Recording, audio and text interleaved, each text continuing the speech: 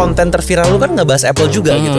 Lu bikin satu story template shot on iPhone dan itu viral, banyak banget yang pakai. Kalau nggak salah di luar Indo juga banyak yang pakai. Artis-artis pun kayaknya pakai. Kenapa lu bikin template dan itu kok bisa viral? Jujur ya, salah satunya adalah gue pengen nge-reach market internasional sebenarnya. Gue pengen ngebentuk market gue juga, jadi kayak akhirnya dari situ banyak yang follow gue juga dari luar negeri, kebanyakan dari India sama dari Vietnam. Lu expect gak sih itu bakal bisa viral itu atau ya udah gue bikin asal bikin aja? Jujur awalnya tuh nggak expect karena gue pikir ya udah aja gitu, nggak banyak orang yang pakai juga kan. Berapa banyak sih yang pakai sampai detik ini? Sekarang 1,1 kalau nggak salah. Damn son. Alright guys, so welcome to Value Creator Show. Jadi halo teman-teman. Jadi gini. Aduh, gue malu lagi kalau suruh teriak ini. Lanjutannya apa tuh kan? Gimana tuh? Nah, so welcome Bertus ke Value Creator Show. Thank you juga buat Rama udah happy to have you here. Ini you. Bertus adalah sosok yang luar biasa, bro. Kenapa gue ngomong kayak gitu? Karena dia tuh kenal sama semua kreator. Jadi kalau lu adalah seorang konten kreator tapi lu gak kenal dia, berarti lu belum jadi konten kreator deh. Jadi karena isi lu ya, terus ya close friend lu tuh udah kayak bukan close friend dong, tapi close friend lu isinya close friend lu tuh isinya kreator semua gitu kan. Jadi lu ngoceh apa kita semua tahu gitu kan. Update market tentang konten kreator tuh ada gitu. Jadi such a great person yang semua orang suka gitu. Very happy to have you here. Thank you. Terus juga udah di sini kita ngobrol-ngobrol santai aja, nggak usah nervous ya. Aman. Santai aja gitu. Nggak bakal ngobrol yang serius-serius kayak brand deals yang gimana. Kita nggak sentuh itu ya. Aman ya. Jadi kita ngebahas hal-hal yang cukup santai aja. Tuh. Pertama-tama sebenarnya banyak banget nih yang gue bisa bahas sama lo ya. Tapi gue mau tanya awal-awal tuh gini dulu. Apa lo nih? kan background tuh arsitek ya. Terus tiba-tiba konten, gimana tuh ceritanya tuh? Gimana ya? Jadi kalau buat yang belum tahu ya, jujur gue tuh memang boleh kenalan dulu mungkin. Iya, sekalian. Kenalan dulu, nama gue Bertus. Gue konten kreator di bidang tech sama lifestyle sekarang. Tapi padahal dulu background gue adalah sarjana arsitektur. Nah dulu tuh gue memang sebenarnya mikirnya mau kerja arsitek aja gitu. Tadinya makanya gue pas semenjak magang tuh udah magang di perusahaan arsitektur luar sebenarnya. Tapi waktu itu kan COVID tuh. Yeah. COVID dan semua hal tuh berubahlah secara total. Jadi kayak benar-benar mereka juga udah ngurangin pegawai, nggak butuh lagi arsitek-arsitek junior yang baru segala macam. Jadi akhirnya gue cari jalan lain. Dan satu hal yang gue suka adalah bikin konten gitu. Karena dari pas zaman kuliah juga gue udah sering ikut-ikut yang kayak event-event segala macam dan bikinin konten video vertikal. Organisasi dokum-dokum gitu mungkin. Iya, segitu. Dan zaman dulu video vertikal tuh belum naik kayak sekarang. Zaman dulu masih video horizontal kan. Nah di saat itu gue udah mulai belajar dan pas lagi ada TikTok keluar, gue pikir kenapa kita nggak bikin sesuatu yang baru sih? Karena zaman itu kan semua orang joget dan lain-lain kan. Kenapa kita nggak bahas sesuatu yang lebih ada value-nya mungkin disebutnya gitu. Jadi kayak gue pikir value. Iya, jadi dari situ gue mulai mikir ya udah gue bikin konten aja deh mumpung gue seneng sama gadget juga gitu. Dan waktu itu kan di kampus gue arsi tapi udah nyerempet teknologi juga gitu. Jadi kayak bahas yang kayak 3D printing segala macam udah pernah nyobain gitu. Jadi lebih ke digitalisasi arsitekturnya gitu. I see. Berarti lu tadi ngomong soal gadget sama tech itu emang karena lu suka. Apakah ada alasan lain selain itu aja sampai lu mendalami sampai segini? Karena lu kan kalau udah ngomongin gadget tuh di konten-konten lu tuh sangat dalam tapi light tapi informatif gitu loh. Dan dipenuhi dengan contoh-contoh yang gampang dia mengerti. Is that the only reason? Karena lo suka tok gitu atau ada alasan lain sih kenapa lo pilih specifically tech sama gadget? Karena kalau misalnya kita ngomongin konten, lo kan bisa bahas arsitek juga. Kenapa gadget? Gini, karena gue tuh jujur pertama kali kan ya dari zaman COVID itu kan. Jadi gue ngerasa tuh gue lihat banyak orang yang kayak kurang familiar gitu sama teknologi gitu kan. Di saat pas lagi zaman-zaman COVID semua orang harus beralih ke sana kan. Semua orang harus jadi webinar, harus bikin kelasnya jadi online semua gitu kan. Tapi mereka sendiri nggak ngerti cara pakai gadgetnya mereka. Dan mulai dari situlah gue mulai bikin video-video yang kayak ini tips and triknya bisa kepake nih. Misalkan kayak contohnya waktu itu tuh cara ngemaksimalin kamera supaya hasil fotonya misalkan bagus. Nanti bisa fotonya dipakai untuk presentasi atau apa digital kan. Karena selama ini kan kita pakainya cuma lihat dari foto orang udah gitu dipresentasiin segala macam, tapi kita nggak create something sendiri gitu loh. Terus gitu zaman dulu juga gue mikir kayak orang-orang banyak yang butuh juga kayak lagi zaman-zamannya kayak gitu split bill atau segala macam yang kayak gitu-gitu aplikasi dan segala macamnya. Nah, ngomong-ngomong soal konten lu ya, kan udah banyak ya lu ngomongin soal tips gadget tuh juga udah banyak banget luar biasa. Lu ingat nggak satu konten lo yang paling memorable? Entah itu dari segi viewsnya paling tinggi kayak atau dampaknya paling besar ke kehidupan lo gitu ya. Ada gak sih yang paling memorable yang lo ingat sampai sekarang? Wah anjir nih konten mengubah hidup gue nih. Ada sih. service iPhone waktu di Ceritain lah, Singapura. ceritain gimana. Ya, jadi waktu itu tuh gue sempat itu juga sih kalau misalnya gue tuh banyak banget gimana? Gue inget sih konten itu konten di IG itu, sorry gue cut, konten di IG itu tuh konten pertama yang naik nggak sih? Itu gua konten inget yang banget. meledakin IG gue. Karena gue inget dulu TikTok lu tuh tinggi, tapi IG lu nggak. masih stuck Iya, ya kan, betul, zaman-zaman dulu betul, kita betul, bareng betul. kan. Karena gue tuh senang banget gini kayak ngelihat bukan gimana ya, bukan cuma masalah yang ada di hidup gue, tapi juga masalah yang dialamin sama orang-orang gitu kan. Kayak contohnya sedih lah gitu kalau lu beli iPhone gitu kan, beli iPhone mahal-mahal gitu kan. Lu tahu sendiri kan, lu sendiri pakai Apple product saya. Lu kalau iPhone, maksudnya orang kenapa sih beli iPhone mau mahal-mahal gitu?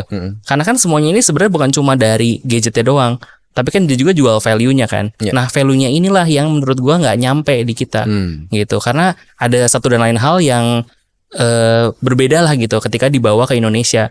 Nah, itu makanya kenapa waktu itu gue bikin konten itu supaya kayak orang tuh sadar loh, kayak lu tuh sebenarnya beli iPhone ini tuh ada value-nya yang bisa lu harusnya dapatkan gitu. Dan itu gue dapatkan waktu ketika gue service di Singapura gitu. Sedangkan di Indonesia ini ya bisa dibilang kayak dapat enggak, tapi ya how lucky you are aja gitu kayak. Kalau lu beruntung bisa ketemu tempat servis yang bagus, akan dapat oke, tapi kalau enggak ya enggak. Dan lebih sering terjadi enggak kan. Iya gitu. Itu realitanya yang kita sering alami ya. Dan dia ternyata relate juga buat orang-orang, jadi orang kayak oh ternyata bisa nih ganti unit gitu kan. Karena sama ini orang mikirnya 3 hari. Itu menarik banget juga. Karena ada suatu hal yang gue lihat terus menerus gitu di akun lu. Itu lu tuh sering banget nge-share tentang Apple gitu kan.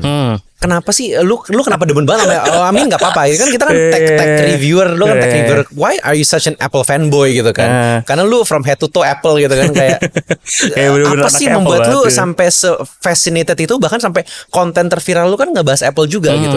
So I think kenapa gue nanya gini, karena it seems like Apple played some role in your life gitu loh, dari produk dia yang lu pakai gitu. Kayak ada nggak sih yang lu pengen ceritain kayak kenapa lu demen banget ngebahas Apple dah? Karena kalau lu ngebahas tech, lu ngebahasnya kan Apple mulu. Ya kenapa orang lain kan biasanya semua gadget di review semua gitu gadget kan. Dibahas, betul. Gitu. Karena gini, ya tadi kayak gue bilang, lu sendiri pakai gadget Apple kan. Gue penasaran kalau menurut lu kenapa lu tetap beli produk Apple? Karena vibe. Karena vibe. Satu itu karena anjir nih kayak gue banget gitu kan. Dua, emang karena ekosistemnya kan. Jadi yang gue senang dari Apple adalah itu, dia tuh punya satu value yang ketika kalau misalkan value. Orang apa ya, satu value yang kalau misalkan orang tuh nggak tahu value dia nggak maksain orang untuk pakai value tersebut gitu loh kalau menurut gue. Dan yang paling gue suka, dia tuh bisa make it value itu kayak dari hulu sampai ke hilir. Jadi benar-benar ketika dia bikin sebuah produknya, dia appreciate value orang-orang yang pakainya, dia bisa transfer value-nya, dan bahkan dia kayak nggak mau sesuatu value yang dia pengen bikin tuh harus nyampe, itu ya value yang dia bikin harus nyampe ke customer-nya dengan value yang sama. Nah itu yang gue suka dari Apple. Kenapa? Makanya gue bahas Apple terus, karena selama ini gue pakai Apple, gue merasa nggak pernah ada kayak nge-lag dalam 5 tahun, nggak pernah gampang rusak gitu kan, secara pemakaian biasa gitu. Terus gitu kayak dia bikin ekosistemnya seamless itu gitu kan. Meskipun dia kadang-kadang keselnya kayak kalau misalkan sama device lain kadang-kadang suka nggak bisa connect atau kayak nggak bisa ngontrol. Terus kayak Apple Watch misalnya nggak bisa dikontrol sama device lainnya gitu kan, harus pakai iPhone yang gitu-gitu. Nah kadang-kadang gue sebenarnya kesel itu. Cuma kayak dibalik itu semua kayak ya yang sustainable itu Apple gitu. Jadi gue lebih senang untuk bahas itunya, dan gue nggak kayak maksudnya gue sendiri kan pengen merekomendasikan gadget-gadget yang menurut lu gua pakai juga dan lu suka. Iya, dan menurut gua kayak untuk orang lain juga bagus dan bisa jangka panjang, nggak cepat rusak juga, karena kan ya kita tahu sendiri ngumpulin duit untuk beli gadget kan susah ya. Udah gitu lu kan. bisa beli motor sebenarnya. Betul, apalagi harganya kemarin pas orang lihat misalkan kayak MacBook tuh, gue bahas kayak harganya berapa 29,5, terus ada yang bilang kayak gue mending beli NMAX sih daripada beli MacBook, ada yang bilang gitu kan. Tapi kayak ya itu pilihan lu gitu, tergantung kayak lu mau beli gadget yang kayak apa, mau 5 tahun rusak atau 5 tahun tetap masih jalan atau enggak. Cuma kalau gue sendiri gue pengennya merekomendasikan sesuatu yang bisa lu pakai long term gitu. Noted. Sebenarnya kenapa gue nge-touch topik si Apple ini juga karena gue notice sesuatu dari ini bro, Instagram lu, yaitu story template cuy. Lu bikin satu story template, correct me if I'm wrong, shot on iPhone, dan itu viral, banyak banget yang pakai. Kalau nggak salah di luar Indo juga banyak yang pakai, artis-artis pun kayaknya pakai gitu. Jadi kayak can you tell us a story kenapa lu, soalnya gini, lu bikin konten viral tuh biasa banget. Semua orang udah bisa bikin konten viral. Tapi kenapa gue bikin template? Kenapa lu bikin template dan itu kok bisa viral gitu? Karena gue jujur ya, salah satunya adalah gue pengen nge-reach market internasional sebenarnya. Salah satunya itu karena gimana ya? Si template gue ini tuh jadi lebih ke bisa lu pakai untuk kalau misalkan hasil foto lu. Ya itu lagi-lagi gue mungkin orang kalau misalkan bikin template kayak misalkan yang 6 foto di bulan Juli misalkan gitu, 6 foto di bulan Agustus misalkan gitu, kayak mungkin yang pakai bisa sampai 4M, yang pakai bisa sampai 5M orang. Tapi mungkin template gue ya pakai cuma 1M. Tapi seenggaknya gue di sini bisa kayak nunjukin ke orang lain kayak kalau misalkan gue mau bikin sesuatu yang estetik kayak gini loh, dan sama halnya kayak brandnya sendiri gitu. Kalau misalkan gue nggak mau memaksakan orang untuk menggunakan template itu gitu. Dan lu dalam secara yang gak sengaja juga lu ngefilter dan ngekurasi orang yang pakai itu juga gak sih? Karena kalau lu pakai Android lu moto pakai Android walaupun bagus, lu gak bakal bisa. Sebenarnya banyak tahu yang pakai template itu dan iPhone-nya dicoret terus dia tulisin shelter Android. Sebenarnya banyak banget. Cuma salah satu itu juga gue pengen ngebentuk market gue juga, jadi kayak orang-orang yang akhirnya dari situ banyak yang follow gue juga gitu. To be honest, dari luar negeri, kebanyakan dari India sama dari Vietnam. Akhirnya nge-follow juga, dan akhirnya mereka pakai template itu. Dan gue senangnya jadi sekarang ketika gue bikin konten about Apple tuh benar-benar kayak isinya adalah orang-orang yang mengapresiasi Apple juga gitu. Maksudnya kan karena kan ya kita tahu sendiri kalau kita bikin konten misalnya kayak di Android juga dulu udah bisa, di sini juga udah pernah bisa gitu kan. Padahal kan beda yang mau kita bawain. Nice, keren banget kontennya. Dan pertanyaan gue adalah, lu expect nggak sih itu bakal bisa seviral itu, atau ya udah gue bikin asal bikin aja gitu? Jujur awalnya tuh nggak expect, karena gue pikir ya udah aja gitu, nggak banyak orang yang pakai juga kan. Berapa banyak sih yang pakai sampai detik ini? Sekarang 1,1 kalau nggak salah. Damn son, itu nggak jarang loh orang yang bisa kayak gitu kan? Gila. Ya puji Tuhan bisa, tapi ya gitu sih, karena gue selalu suka fotografi juga kan. Jadi makanya gue masukin juga si template itu untuk khususnya lebih ke foto sih. Karena shot on iPhone kan lebih ke foto daripada video sejujurnya. Betul. Yes. Tadi kita udah ngebahas soal tech, soal content creation juga, perjalanan lo sedikit baik juga. Yang namanya value creator di sini kan yang ngebedain kita kan kita mau ngebahas soal monetisasi ya. Jadi gimana cara kita nge-monetize konten kita gitu, entah dari endorsement kayak brand deals atau apa gitu ya. Kalau misal dari versi Bertus, atau misal kalau gua kan bikin digital products, bikin online course segala macam. Nanti kita akan bahas itu. Sebelum kesana gue mau menyentuh satu topik yang menurut gua lo banget. Apa? Yaitu networking, bro. Waduh. Mungkin lu selalu membantah gue ketika gue ngomong ini, tapi itu bener, bro. Lu tuh kenal banyak banget orang, sampai artis-artis kek, sampai musisi-musisi kek, dan gak cuma di Indo, luar negeri pun juga gitu loh. Lu, gue kagak ngerti sih mau nanyanya apa gitu. Tapi ceritain ke kita deh, how do you get that such good network sih gitu? Kayak berawal dari apa dan gimana gitu? Ini kalau gue ngomongin value terus sebenarnya agak capek ya. Tapi gak apa-apa kan value creator. Iya, tapi kayak sejujurnya gue tuh percaya banget loh sama orang tuh pernah bilang kayak value attracts value gitu kan. Kayak gue seneng banget kalau misalkan gue bisa kasih value yang dimana orang lain juga bisa menerima value itu dengan baik. Dimulai dari situ sejujurnya, kayak dari semua yang gue kenal sampai detik ini tuh bukan karena gue yang memulai, bukan selalu karena gue yang approach gitu loh, tapi karena juga kayak orang senang sama konten gue, gue follow balik. Kalau misalnya kayak gitu terus kita ngobrol akhirnya. Terus kalau nggak bisa kayak lagi event apa ketemu terus ngobrol, dan pokoknya lu gimana ya? Kalau gue tuh lebih ke kayak terbuka aja. Pokoknya kayak stay hungry, stay foolish gitu kan. Iya. Jadi lebih yang kayak jangan pernah jangan pernah nganggap kayak diri lu tuh cukup gitu. Kalau misalkan dan jangan pernah nganggap diri lu juga kurang gitu. Cuma lu tetap harus open buat semua opportunity, terus ketemu orang baru ngobrol, karena kita nggak pernah tahu orang yang hari ini kita ajak ngobrol besok akan jadi siapa. Suka gue gitu. Bisa jadi cuplikan real sutang. Kita nggak pernah tahu kan, masa kayak hari ini misalnya kita ngobrol sama si A gitu, kayak kita hari ini cuma ketemu doang nih, nggak sengaja misalnya kesenggolan gitu di coffee shop, tapi kalau lu nggak minta maaf atau misalnya lu nggak bilang sorry nih, nggak sengaja nih segala macam, lu mungkin nggak tahu nih orang ini siapa sih gitu. Misalkan sesimpel itu aja gitu. Pertama kayak hari ini misalnya lu kayak ngebantuin orang, tapi lu nggak tahu nanti tiba-tiba minggu depan gitu tiba-tiba dia jadi CEO perusahaan apa, lu juga nggak tahu kan yang gitu. Jadi pokoknya jangan pernah nge-value orang dari appearance-nya, jangan pernah nge-value orang ketika hari itu, tapi lu harus lihat orang tersebut sebagai orang yang punya potensi, sama-sama punya potensi semuanya. Gue suka banget dari cerita lo. Nah tapi ada satu realita yang menurut gue nggak bisa kita lewatin di obrolan ini, yaitu lu pernah nggak sih ketemu orang yang lu rasa udah se-value, tapi abis lu kenal nih orang zong ternyata. Punya. Banyak atau dikit? Toto banyak lah. Banyak. Gak sih, tapi lebih ke apa ya? Ya karena kan kita boleh, maksudnya kayak ngefilter orang itu apa ya kalau dibilang ya, nggak dilarang gitu, ngerti kan? Kayak lu boleh ngefilter orang-orang yang sefrekuensi sama lu kan. Jadi kayak ya nggak apa-apa kalau misalkan memang ternyata nggak sefrekuensi atau nggak tiba-tiba zong gitu, ternyata ada udang di balik batu nih, kalau ternyata gitu kenalan ternyata ada udang di balik batu, tapi ntar juga kalau memang gak sesuai dia akan ngilang dengan sendirinya sih. Kalau di kehidupan gue gitu, gue belum pernah yang sampai kayak nolakin orang kayak enggak gue gak boleh ketemu sama lu gitu. Enggak juga gitu. Tetap harus stay cool guys. Yoi, santai aja. Nah, ngomong-ngomong soal network juga tadi, yang kayak gue udah bilang, wah temen lo banyak, kenalan lo bagus-bagus dan segala macam. Kalau misalnya lo bisa ajarin deh. Sebenarnya kalau nggak salah lo pernah ceritain ini di close friend juga atau di mana, gue lupa. Gimana cara networking sama orang-orang? Gue inget banget lo pernah ngomongin ini. Aduh, gue lupa. Tapi gue lupa ini di close friend atau di Iya, gue ingat. atau di story biasa ya. Soalnya close friend-nya hampir tiap hari, coy. Jadi lu boleh nggak share ke kita, misalnya nih, nggak usah gue deh, ada orang baru mau mulai konten, dia punya role model nih, atau misalnya pengen kenalan sama orang-orang yang lebih hebat dari dia lah.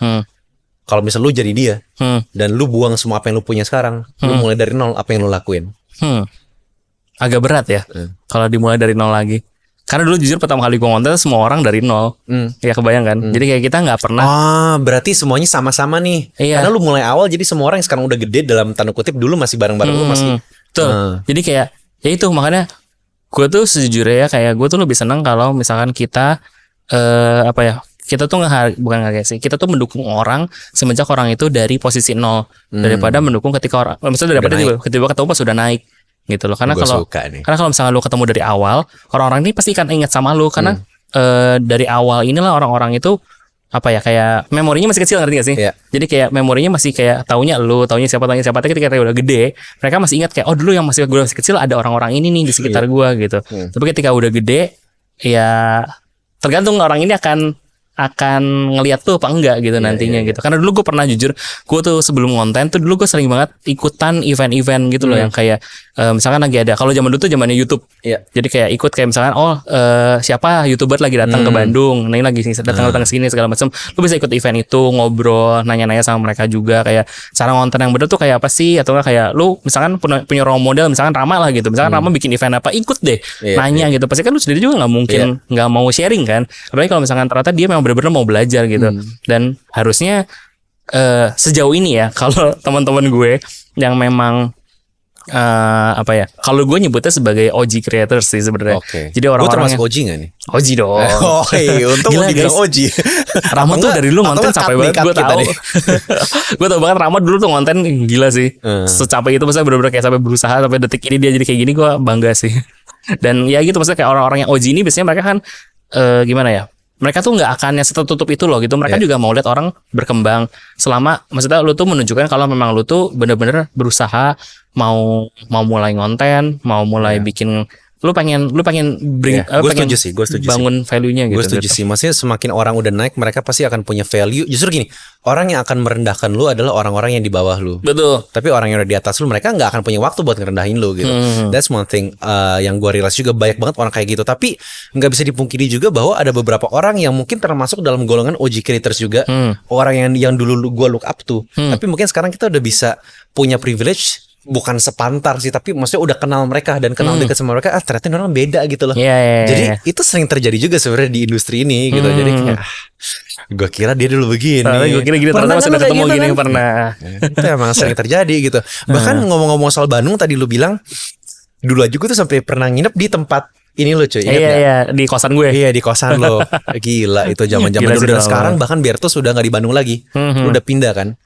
Ya, nah itu zaman-zamannya Rama lagi bangun ini nih, lagi bangun kontennya gila banget. Gue inget banget berapa tahun lalu itu kita udah 3 tahun lalu. Gila sih. Dulu kita tuh dulu awal ngobrol tuh karena apa ya? Karena TikTok atau apa ya? Dulu gara-gara apa ya waktu dulu ya? Kayaknya ya deh gara-gara TikTok. Enggak, gara-gara Clubhouse gak sih? Oh iya. Gara-gara Clubhouse kayaknya. Iya, gue inget pas gue masih di Creative Agency kan. Iya. Lalu di Clubhouse ya. Terus ketemuan gara-gara semua orang ke Clubhouse dulu kan. Iya. Damn, Clubhouse made us meet, man. Crazy. Untung sekarang udah lagi kayak gitu ya. Crazy. Now let's talk about few things yang mungkin orang juga perlu tahu juga gitu. Karena di sini kan audience kita mostly adalah orang-orang yang tertarik buat konten atau tertarik buat nyari opportunity di digital space ini. I mean like seeing you grow, man. Kayak it's been a journey juga. Gue inget banget kayak zaman-zaman dulu lu udah TikTok gede banget, bahkan mungkin udah centang biru dulu juga, tapi IG-nya masih growing, masih dalam fase dulu bahkan belum 10.000 tuh kalau nggak salah ya. Sekarang udah gila banget gitu kan. So much achievement, selalu menang penghargaan di TikTok juga banyak.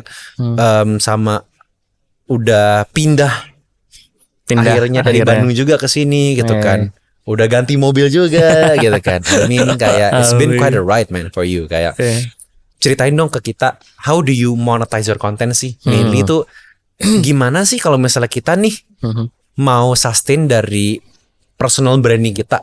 Kalau misalnya dari cerita lu tuh gimana sih sustainnya dari ini? Kalau gue sendiri ya sebenarnya sejauh ini tuh gue memang kalau jadi jujur gini, gue kalau dari gue sendiri bikin monetize konten gue itu cuma dari endorse sama dari brand deals gitu segala macam kan. Tapi gue tuh lebih ke apa ya?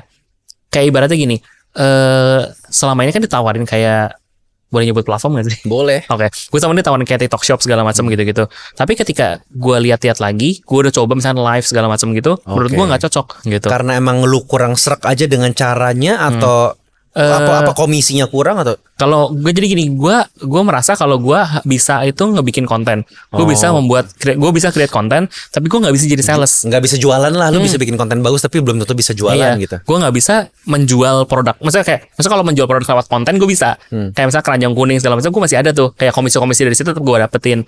Kayak misalkan Shopee affiliate atau enggak kayak affiliate yang lain lah pokoknya.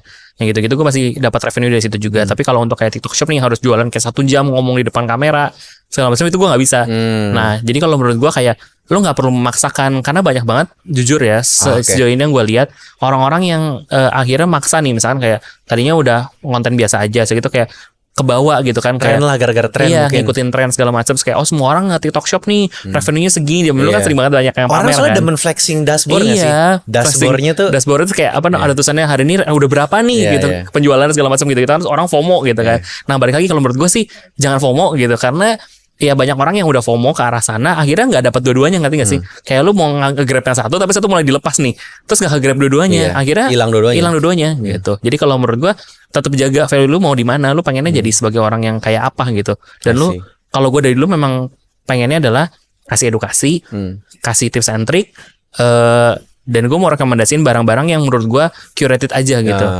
Jadi gue memang monetisasinya dari hal-hal yang menurut gue buat gue juga untung, tapi buat orang lain juga untung. Mostly dari endorsement sebenarnya. Dari endorsement. Nah, ngomong-ngomong soal endorsement ini kan mostly datangnya dari brands ya bro. Dan tadi gue ngeliat value lu juga, lu hanya work with brands yang selaras sama lo nih value-nya. Karena gue tahu banget lu sering ngoceh juga bahwa banyak brand yang nge-approach tapi lo tolak. Entah karena alasan apapun itu, entah karena dia negonya ke orang gila, entah itu karena emang dia nggak cocok sama brand lo, atau produknya emang jelek, lo nggak mau endorse. Banyak banget alasannya. Ceritain ke kita dong, brand favorit lu sama brand paling zong yang lu pernah kerja sama. Waduh, takut nih. Jangan cuma favorit doang, karena kalau favorit doang bias kan. Harus ada brand paling, karena gue yakin pasti ada brand zong yang lu pernah kerja sama kan. Karena lu pernah ceritain bro. Jadi ceritain deh. Mungkin kalau misalnya nggak bisa spill merek nggak apa-apa. Tapi ceritanya aja ya. Sebenarnya kalau gue tuh jujur gue seneng banget kalau kerja sama brand, tapi brandnya juga mengerti kita gitu. Terus kayak ibaratnya kan lu tahu sendiri misalnya kreator itu bukan apa ya kalau dibilang ya, mesin penghasil uang. Ngerti kan? Jadi kayak kita bukan orang yang kayak bukan tanggung jawab kita buat ngasih lu duit gitu kan. Terus kayak misalnya dengan lu endorse kita tuh bukan tanggung jawab kita untuk menghasilkan penghasilan yang misalnya kayak menghasilkan penjualan sekian gitu kan. Karena kalau misalnya semuanya diukur pakai angka itu nggak bisa. Kecuali kalau memang lu nge-hire-nya marketing atau enggak lu nge-hire-nya kayak misal lu beli ads, bikin ads kan lebih bisa convert ya, mendingan lu pakai duit buat ads aja daripada lu buat ke KOL gitu kan. Cuma kalau misalnya buat kreator kan lebih ke arah satu awareness, dua lu bangun kepercayaan soal brand lu, ketiga lu kasih tunjuk value lu seperti apa gitu kan. Brand lu ini maunya target marketnya seperti apa gitu, karena kan setiap kreator sendiri kan pasti punya target marketnya masing-masing, punya audiensnya masing-masing, punya apa ya, karakternya masing-masing. Jadi lu harus match dengan itu gitu.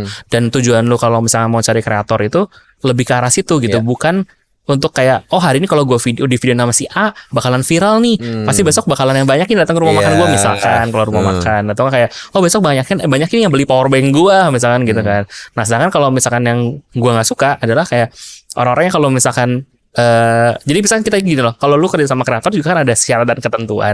Lu harus tunjukin, maksudnya kayak lu baca gitu loh minimal gitu. Terus kayak perjanjian itu harus wajib juga. Dan jangan sampai kayak tiba-tiba hilang gitu. Karena banyak banget brand-brand datang ke gue terus misalnya nggak pakai perjanjian. Zaman dulu tuh kalau gue belum tahu masalah apa SPK dan lain-lain tuh itu kacau banget. Jadi benar-benar kayak bisa hari ini lu ngomong oke jadi ya videonya dibikin hari ini besok hilang yang gitu-gitu.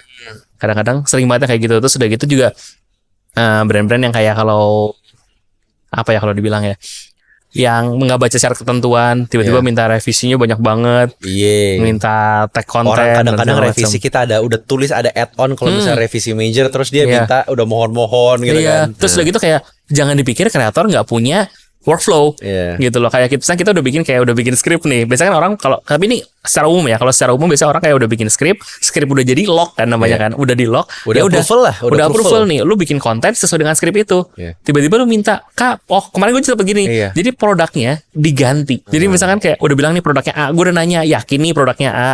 Karena A udah pernah gue bahas loh. Iya kan, dari pusatnya minta produknya A.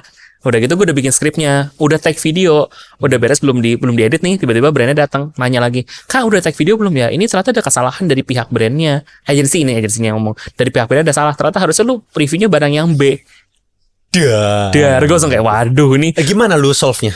Akhirnya gue bilang nggak bisa kalau misalkan udah lu keluar daripada skrip yang udah gue buat, gue punya ketentuan lu harus bayar 75% lebih dari itu karena tapi file-file video yang kemarin udah gue tag kan itu udah hak milik dia dong Ya, sebenarnya buat dia, gitu. gue kasih gitu. Tapi ya lu tetap harus bayar 75% lagi karena ibaratnya gue udah Waktu lu kan udah kena. iya gitu udah kena kan. waktu gue segala macam dan lo harus pertimbangin itu semua gitu. Iya, Terus kayak produknya akhirnya B, Iya. B-nya produknya datang lagi, nunggu lagi. Terus kan jadwalnya ngatur lagi yang Iya. gitu-gitu lah. Jadi kayak semuanya jadi agak berantakan. Nah, yang gue sebel tuh kalau jadi berantakan semuanya itu sih.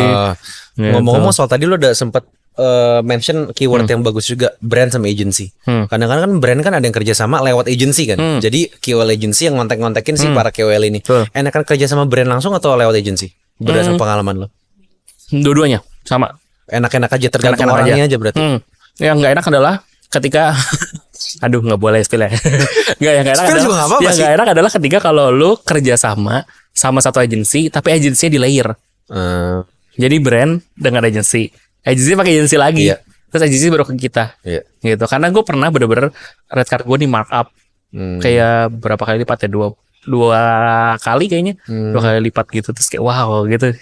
Kacau sih. Terus kayak jadinya brandnya sendiri expect ke kita dengan harga segitu, tapi kita sendiri kan dapat penghasilannya cuma setengahnya ya. Jadi kita pikir kayak kita mengerjakan dengan ekspektasi segitu misalnya gitu kayak dia harga normal kita gitu kan kayak kita kasih memang biasanya segini value kita segini nih sedangkan dengan harga yang lebih kan brand mengekspek value yang lebih dong tapi kan ya, kita kalau mau lebih bisa tapi ke gua dong gitu iya kan, tapi kan lu ngasihnya maksudnya kayak jadi kayak nggak match gitu kan jadi kayak di gua memang ngasihnya biasanya segini nih emang kalau maksudnya dengan value gua ya segini gitu gua nggak bisa kasih misalnya kayak videonya dar yang kayak harus sampai kayak TV kayak TV series gitu misalnya kayak yang bagus banget gitu kan gua nggak bisa tapi kalau misalkan si brandnya bayar dengan harga yang ternyata dikali 2 ini dia kan mengharapkan hasil video gua harus kayak TV series misalkan gitu yang estetik banget gitu loh. Nah itu jadi nggak match gitu. Damn, itu. Gila sih.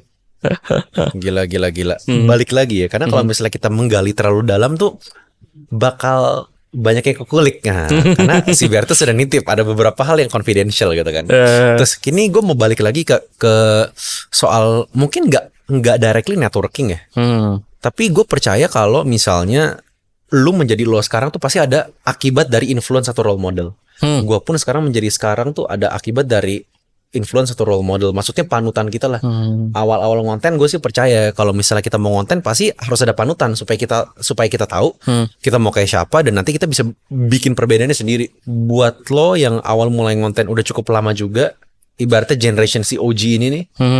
Dulu di zaman lo ada nggak sih orang yang jadi mentor atau jadi kayak panutan lo yang sampai sekarang anjir nih orang nih gara-gara dia gue bisa nih kayak gini gitu loh. Ya nggak harus kayak sampai semuanya karena dia tapi setidaknya ada dampak besar lah ke kehidupan lo. Dulu tuh jujur gue kalau misalnya role model dari tech kreator ada tapi orang luar sebenarnya gitu. Jadi ada namanya Jason Smashpop. Nah itu memang gue dari dulu ngikutin dia terus kayak cara bikin dia konten estetik kayak apa dan dia kebetulan juga ngomongin Apple juga gitu. Tapi kalau untuk konten kreator Indonesia sendiri sebenarnya kalau maksudnya lebih ke apa ya bukan perfeksionis tapi lebih ke ya itu tadi lu tetap jaga value lu gitu. Gue punya satu konten kreator yang menurut gue memang dia sampai sekarang bahkan dia masih bertahan dengan value-nya dia gitu. Itu Kevin kalau lo tahu. Kevin Anggara. Kevin Cox. Ya. Dia karena benar-benar maksudnya mempertahankan value-nya dia, terus dia pengennya kayak gitu. Jadi kayak dia nggak memaksa orang lain. Iya. Tapi akhirnya dia bisa bikin sesuatu yang berbeda gitu kan. Nah itu. I see. Nice. Makanya dikit-dikit engine, dikit-dikit lu juga. Lu masih pakai kan? Masih sekarang pakai kan? ya. Ya. Kita harus geledah dulu. Kemarin apakah masih pakai enggak? Tapi emang keren-keren sih produknya, dan itu adalah tipe-tipe orang yang bisa menurut gue evolve juga sih, karena orang-orang kayak Kevin yang awalnya konten kreator, bahkan kan dia juga mulainya kan dari Indofitgram kalau nggak salah dulu, terus shift ke apa-apa, semuanya main, tiba-tiba bikin bisnis sendiri gitu. Buat lo sendiri ada kepikiran nggak sih terus what's next? I mean in terms of endorsement kan stable nih gitu ya, maksudnya walaupun buat kebanyakan orang, apalagi kreator pemula mungkin ya kan susah nih stablenya, tapi udah kalau udah di sekelas lu kan udah stable gitu. What's your next goal gitu? Apakah lo how ibaratnya Bertus 1.0 sekarang gimana, 2.0-nya atau final versionnya nanti lu mau jadi kreator yang kayak gimana sih? Apakah bikin bisnis, bikin apa? Kan orang-orang itu kan mentok-mentok udah stable bikin bisnis. Mentok-mentok udah apa bikin bisnis. Lo gimana? Sebenarnya juga sama sih gue. Sebenarnya tujuan akhirnya gue tuh sebenarnya pengen tetap bikin bisnis juga pastinya. Cuma dulu tuh sebenarnya gue punya satu goals, kayak gue tuh pengen banget bikin kayak, jujur kan gue sukanya foto segala macam gitu kan. Gue pengen banget bikin satu studio gitu yang nantinya bisa dipakai buat konten gue juga, tapi bisa dipakai buat konten orang lain juga gitu sebenarnya. Kayak nantinya bisa jadi tempat kayak melting pointnya banyak brand gitu loh. Kayak kalau misalnya lo mau bikin konten kesini aja gitu. Sebenarnya gue pengen bikin kayak gitu. Cuma nanti kita lihat nextnya akan jadi kayak gimana, dan lebih kayak gue sebenarnya mau bangun brand ini tuh lebih bangun studio ini tuh nggak di Indonesia doang gitu. Sebenarnya pengen bikinnya di tempat lain gitu. Di mana? Nanti di Singapura sih pengennya sih sebenarnya. Cuma nanti ya jalannya ada atau enggak gitu ke sana. Cuma nanti karena kan biasanya kalau orang-orang ya kita tahu sendiri lah gitu. Orang kita sebenarnya brand lokal suka, tapi orang kan lebih suka kalau misalkan brand lokalnya dibawa keluar dulu baru dibawa masuk pulang. Paham. Kan? Keren sih. Ini gue juga baru dengar juga, ini fresh nih jadinya nih. Kenapa Singapura? Kenapa nggak tempat lain? Karena untuk gather semuanya pertama kali itu enakan di sana sebenarnya sejujurnya. Kayak gimana ya? Bukan masalah uang yang muter di sana ya, tapi iya juga. Iya juga. Karena uang biasanya kan muter di Singapura semua ya. Cuma kayak orang-orang sana tuh lebih, kalau sekarang ya di Indonesia tuh udah terlalu banyak banget, udah bener-bener blue ocean banget. Jadi kayak isinya orang-orang yang red ocean maksudnya atau? Red ocean banget. Jadi kayak isinya agency lah apa segala macam udah ada semua kan. Sedangkan di Singapura tuh mereka baru mulai. Gitu. Sekarang biar tuh entry-nya sangat gampang sih di sini. Jadi orang mau bikin agency juga bisa siapapun gitu kan. Jadi bener-bener kayak yang apa ya, orang-orang di sini tuh udah pokoknya agensi banyak banget, udah kayak ngejeprah di mana-mana kan. Lu bisa sampai kayak dari lu tahu sampai lu nggak tahu namanya gitu kan. Terus kayak lu mau bikin studio foto atau apa udah langsung banyak banget segala macam. Tapi di SG kan orang-orang lebih curated kan. Lebih kayak lu ketika lu mau bawa sesuatu yang ada meaningfulnya gitu, mereka tuh lebih open untuk itu gitu. Daripada kalau misalkan kalau di kita kan kayak sekedar asal ada udah bisa provide satu jasa gitu kan, langsung jadi langsung jalan gitu kan. Dan kalau di sana kan belum tentu gitu. Jadi ketika kalau gue udah bisa belajar dari sana, gue establish di sana, udah oke, baru gue bawa pulang ke Indo gitu. Sih keren banget. Gue baru denger nih. Very excited. Gue doakan semoga semuanya dilancarkan. Amin, terima kasih. Cepat-cepat bisa tuh tercapai di Singapura ya. Nanti gue main-main kali ya. Mantap. Amin. Mungkin kita udah menuju ke few last questions. Terus biar gak lama-lama, aman kan, gak anxious kan? Gak anxious kan? Seru kan? Ini kayak ngobrol biasa aja kan? Iya. Gini sih Tus, banyak orang yang nonton kan juga konten kreator nih, entah itu baru yang mulai atau yang udah lama juga. Kalau misalnya orang baru mulai, kalau misalnya lo bayangin, lo mulai dari nol lagi nih semuanya, centang biru lo hilang, followers lo nol lagi, dan lo pengen amit-amit dan lo pengen balik ke titik sekarang Tus. What advice would you give yourself, or what will you do? Kalau gue mau ngasih tahu ke orang-orang, maksudnya kalau misalnya gue mau ngasih tahu ke diri gue masa lalu gitu ya, jangan gantungin nilai diri lo sama apa yang orang lain bilang gitu loh. Jadi ketika lo mau bikin konten, lo bisa ikutin orang lain. Maksudnya kayak lo boleh minta advice dari orang lain, lo boleh dengerin kata orang apa segala macam, tapi jangan lupa difilter juga. Terus kayak apa yang membangun lo, lu kerjain, tapi maksudnya lu bener-bener lu kerjain semua selama itu membangun lu gitu loh. Jadi kayak lu jangan sampai pilih-pilih. Kalau misalkan menurut gua kayak maksudnya ada yang mau aja kerja sama nih, maksudnya pilih-pilih ya oke, tapi jangan sampai apa ya kalau bilang ya. Jangan idealis banget lah. Iya, idealis banget. Sebenarnya gitu. Kayak lu pilih boleh, tapi lu nggak boleh yang pilih-pilih banget. Gue tahu kayak gini. Lu udah dikasih hati tapi mintanya ginjal gitu misalnya. Iya, gitu. Jangan kayak gitu banget, apalagi kalau misalkan lu pengen growing gitu kan. Tapi lu juga jangan jangan dengerin kalau ada orang yang bukan dengerin, jangan terlalu fokus sama orang yang kalau ngasih apa ya, mau ngasih advice lebih ke, karena gini dulu gue tuh pernah ngupload di satu platform gitu ya, dan ini menurut gue ini lumayan menjatuhkan gue karena gue ngerasa orang tuh bilang konten lu aja kayak nggak menarik jadi view-nya nggak gede. Nah menurut gue tuh bukan karena kayak gitu doang, karena banyak faktor untuk menjadikan konten lu tuh ada yang nonton atau enggak gitu. Nggak cuma dari value konten lu doang, nggak cuma dari ada yang mau nonton atau enggak, tapi dari platformnya juga bisa. Yang gue percaya gini, terus yang kayak lu bilang kalau misalnya awal tuh ibaratnya lu dikasih jantung jangan minta ginjal gitu. Karena in a sense gue sangat percaya ketika kita baru mau memulai sesuatu jangan coba reinvent the wheel gitu loh. Tapi ini roda yang udah ada kita naik dulu. Rodanya naik dulu. Kita ikutin sampai akhirnya kita gede, baru kita bikin roda sendiri gitu. Betul. Dan mungkin itu salah satu aspek yang dari lo yang tadi gue nangkep, dan gue setuju banget sih soal itu. So very happy terus tuh buat ngobrol-ngobrol sama lo hari ini, seru banget gitu ya. Before we end the podcast, maybe is there one last message or tips or anything else for content creators out here yang lo pengen sampaikan ke mereka? Pokoknya semangat konten. Jangan suka bandingin diri lu sama orang lain. Jadi kalau misalnya orang lain bikin konten sebagus apapun, lu juga konten lu juga pasti bisa sebagus itu, cuma dengan cara lu sendiri, karena orang lain mungkin bisa bikin konten yang bagus tapi soul dari konten lu nggak bisa ketukar. Asik. Jadi reels clip tuh tadi dari TikTok ya. Thank you. This has been Rama and Bertus from Value Creator Show. Thank you very much and see you in the next episode. Thank you.